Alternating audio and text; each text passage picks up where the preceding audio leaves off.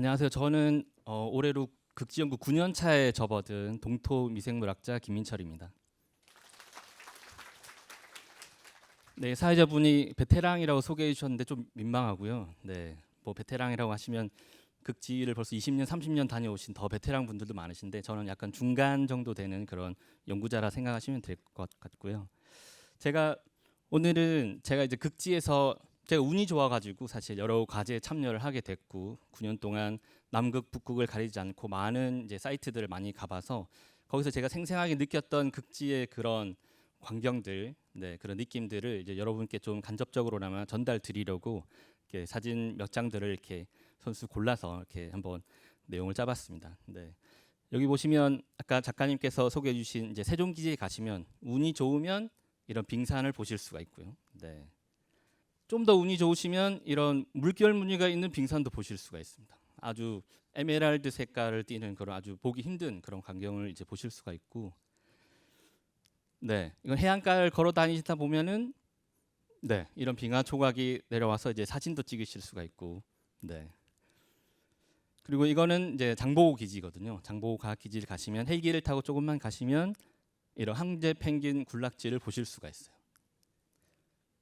네, 보시면은 네, 왼쪽에 있는 애들은 이제 아델리 펭귄 성체고 그 오른쪽에 있는 펭귄 황제 펭귄 아기 황제 펭귄인데 엄마 같죠. 네, 더 커 보여요.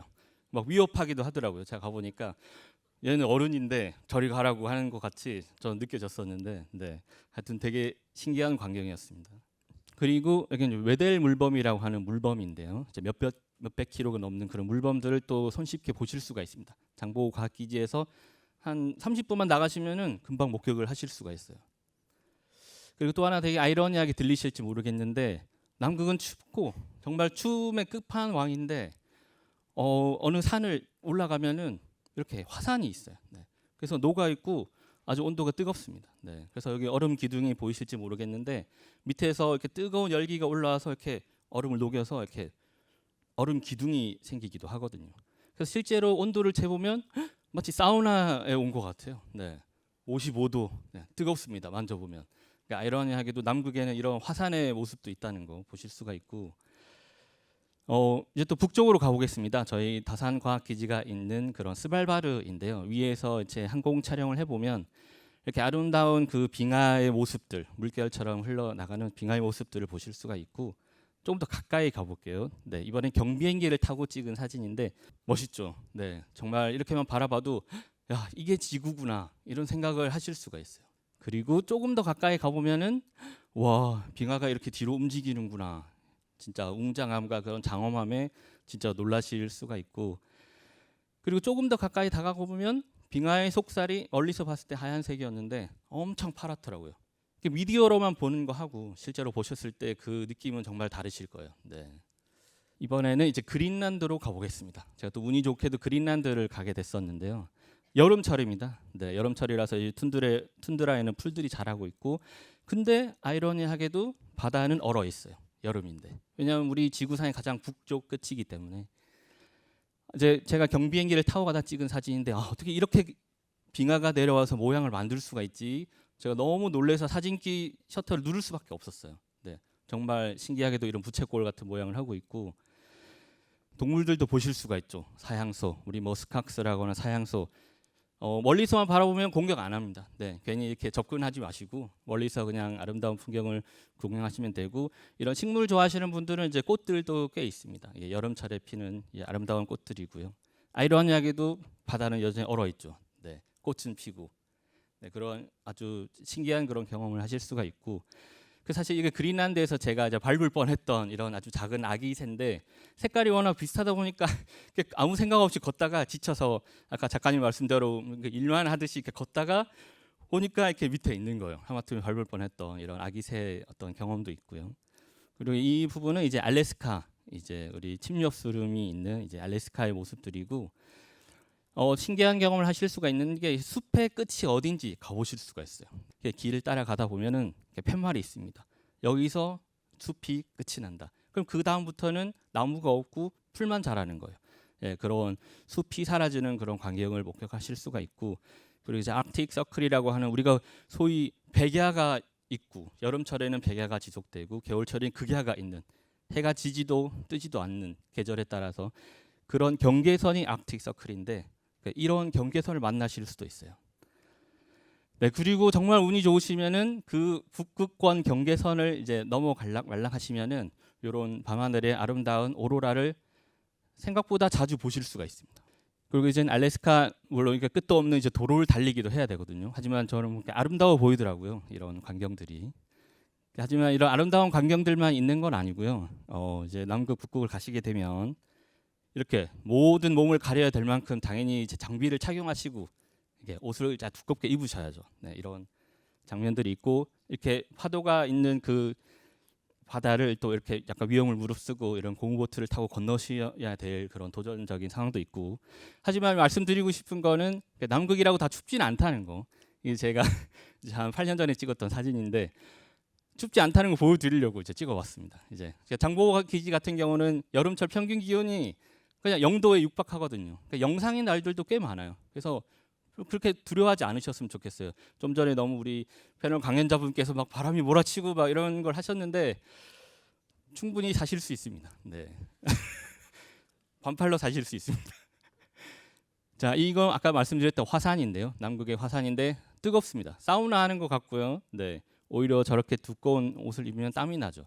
근데 하지만 약간 이런 도전적인 로프를 타고 내려가시는 그런 활동을 하실 때도 있고 물론 이제 앞에 있는 건 저고요. 이제 뒤에 있는 건 어떤 산악인 분인데 잘 이끌어 주세요. 트레이닝을 받으면 언제든지 안전하게 이렇게 내려가실 수 있습니다. 저 트레이닝 하나도 안 되고 몸을 봐서 아시겠지만 이렇게 근육이 없습니다. 별로 없는데 잘 내려가실 수 있게 도와주세요. 네. 믿고 맡겨주시면 되고 이 부분은 또 알래스카의 어떤 침략 수림 중인데 이런 산장에서 주무셔야 돼요. 여기가 호텔이거든요. 네. 근데 인터넷에 검색이 안 됩니다.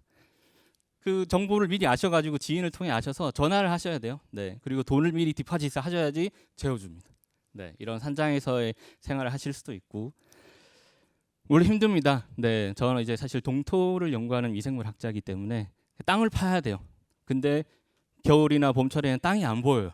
그럼 땅을 파야겠죠. 눈을 없애야지 땅이 보입니다. 네. 그래서 이런 땅을 찾기 위해서 이제 눈을 막 이렇게 해집고 들어가서 하는 그런 이제 역할도 수행을 하고요.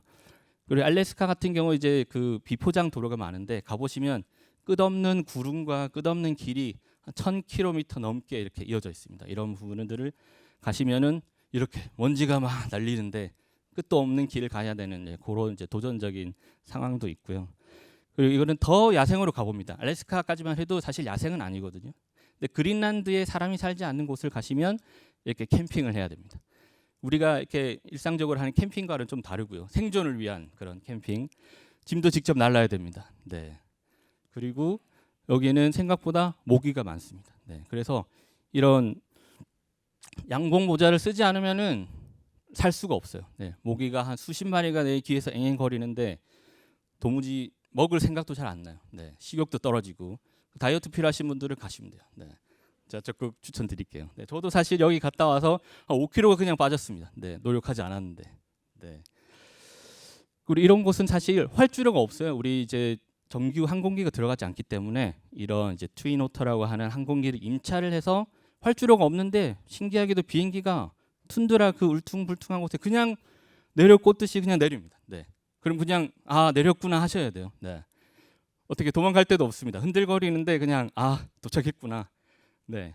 이런 이제 신기한 경험들을 또 하실 수가 있고 하지만 좀 심적으로는 부담이 되고 도전적이죠. 네. 그리고 이제 가면 곰들을 만드실 수가 있는데 이제 블랙베어라든지 우리가 불곰으로 익히 알고 있는 브라운베어라든지 북극곰 모르셨죠? 북극곰이 제일 커요. 네. 그리고 블랙베어가 제일 작습니다.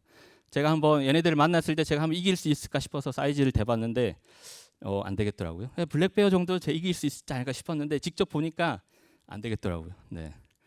하지만 제가 이길 수 있는 건 그린란드에 사람이 없는 곳에는 늑대가 삽니다. 네. 약간 우리 개만 하거든요. 얘는 이길 수 있을 것 같더라고요. 네. 네, 나중에 한번 경험이 한번 기회가 되시면은 한번 이 그린란드 늑대, 하얀 늑대도 한번 해보시기를 이제 추천드리고. 네, 하지만 이런 어려움들 있고 아주 신기한 그런 광경들이 있지만 이제 실제로 그 남극과 북극에 가보시면 이제 기후 변화의 그런 모습들을 발견하실 수가 있는데 제가 이제 2019년도에 이제 세종기지에 갔을 때 원래는 요런 이제 빙하의 모양이었었는데 한 달 정도 제가 이제 탐사를 수행하고 다시 한번 그 똑같은 장소를 찾아가서 가봤습니다. 근데 한 달 뒤에 이렇게 무너져 있는 거예요. 네.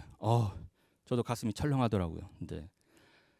그리고 이 부분은 이제 스발바르라고 하는 우리 다산 북극의 다산과학기지 주변에 있는 빙하인데 실제로 빙하 끄트머리에 가보면 이렇게 진흙과 얼음이 섞여 있습니다. 네, 그리고 마구 녹아내리는 게 보이시죠? 얘가 많이 녹아내리면 이렇게 마치 강물처럼 사람이 건널 수 없을 정도로 막 홍수처럼 이렇게 물살이 빨라지기도 하거든요. 그리고 이제 밑에 북극에는 많은 얼어 있는 땅들이 있는데 그 땅들이 녹으면 이렇게 물이 생깁니다. 실제로 땅을 파보면 얼어 있지 않고 이렇게 물이 생겨 있습니다.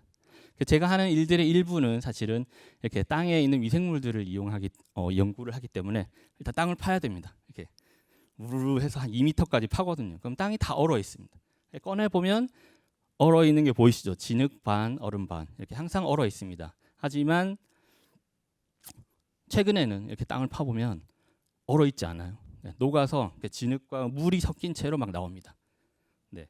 그래서 사실은 저희는 이런 토양들을 가져와서 이렇게 연구소에서 막 잘라서 그 단면들을 보긴 하거든요.